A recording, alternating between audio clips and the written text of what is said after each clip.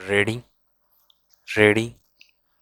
सभापति महोदय, मैंने जनसंघ की नेता द्वारा प्रस्तुत अविश्वास के प्रस्ताव को बहुत ध्यान से सुना। उनका भाषण सुनने के बाद मुझे ऐसा प्रतीत हुआ कि उन्होंने अविश्वास के प्रस्ताव की महत्ता की और उसकी आवश्यकता को ठीक प्रकार से नहीं समझा। उन्होंने स्वयं इस बात को स्वीकार किया कि इस केंद्रीय सरकार की नीतियों के घोषित होने से पहले उन्होंने इस अविश्वास के प्रस्ताव की सूचना आपके कार्यालय को भेज दी थी। अविश्वास का प्रस्ताव किसी भी सरकार के विरुद्ध इस बात को ध्यान में रखकर लाया जाता है कि उस सरकार की नीतियां असफल हो गई हैं। इस बात को ध्यान में रखते हुए कि चाहे कुछ राज्यों में विभिन्न विरोधी दलों को वहाँ का कार्य चलाने की जिम्मेदारी सौंपी गई है, हमारे देश की जनता ने देश का कार्य चलाने के लिए भारत का शासन कांग्रेस सरकार के ही हाथों में सौंपा है।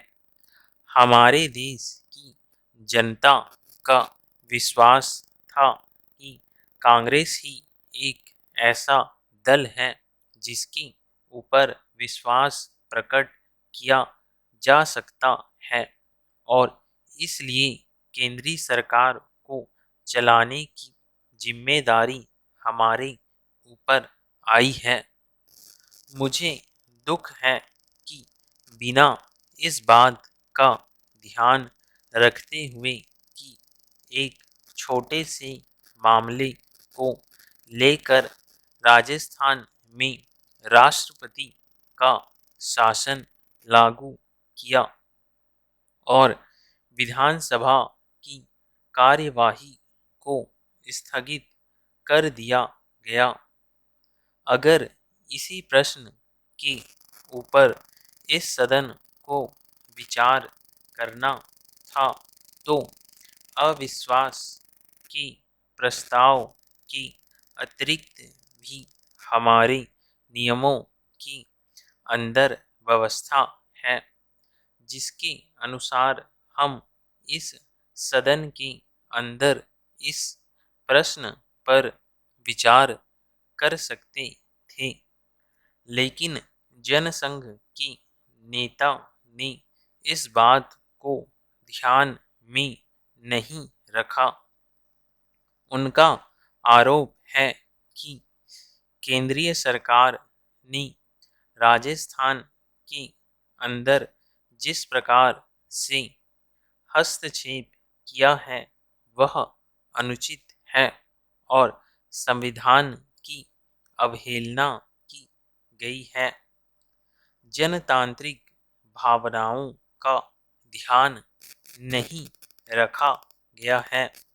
उनका यह भी कहना है कि वहाँ जो निर्दलीय सदस्य जीत कर आए थे उनको राज्यपाल ने राजनीतिक अधिकारों से वंचित रखा है और कहा है कि कांग्रेस पार्टी जो वहाँ का सबसे बड़ा दल है केवल उसी को वहाँ पर सरकार बनाने का अधिकार है।